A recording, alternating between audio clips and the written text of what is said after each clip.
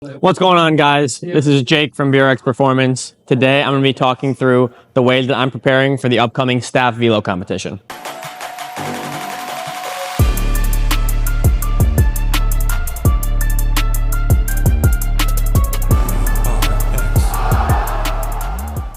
So when it comes to what am I doing to warm up daily, to prep myself to throw, prep myself to lift, I personally like to keep it as short and concise as possible.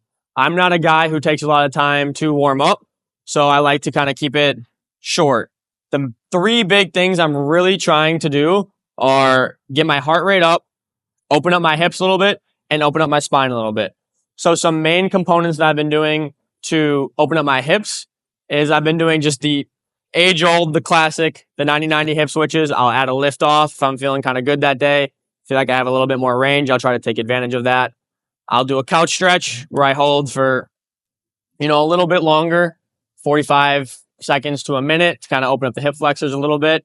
And then I'll do some groin dips as well, just to kind of open up some more range there, because that's somewhere I've been feeling tight recently, and just kind of really hammering those three helps my lower half feel good.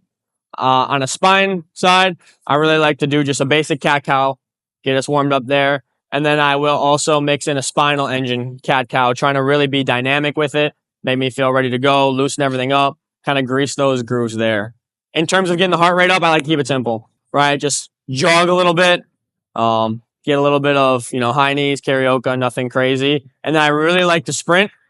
Not a lot of volume, but just 2-3 sprints, high effort, really kind of feel what it's like to, produce a lot of force, get my body ready to do so, and then I kind of take that up, package it, and then I go throw.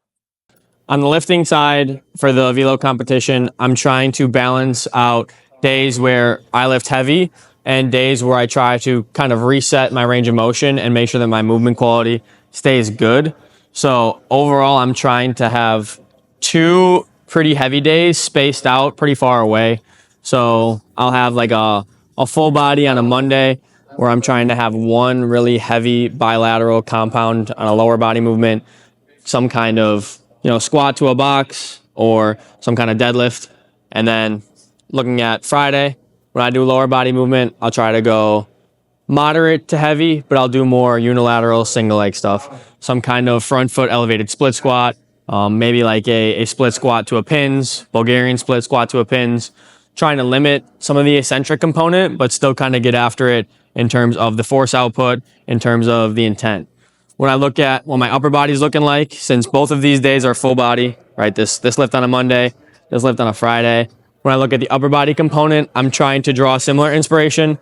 I will do 1 day where it's pretty heavy, think bilateral, right? I'll do some kind of heavy bench press, usually barbell bench, try to work up to a heavy 2, keep the volume relatively low. On the other day, think like the Monday, I'll do a single arm dumbbell bench, try to get through full range of motion, still moderately heavy where I'm getting after it, driving a good training stimulus, but kind of balancing those 2 out. And as I said, keeping the volume low.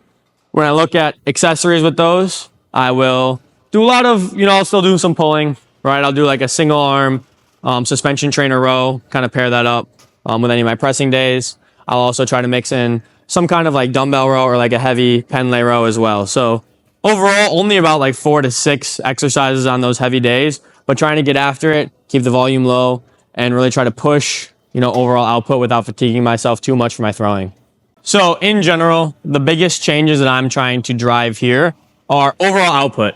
I am not very fortunate to be blessed with size. I'm only about 5'11". So in order to really tap out and throw as hard as I can, I'm going to need a lot of force, a lot of power, to be honest. So making sure that I can drive like total overall output with heavy bilateral movements, but still have it be relatively, sport specific or skill specific.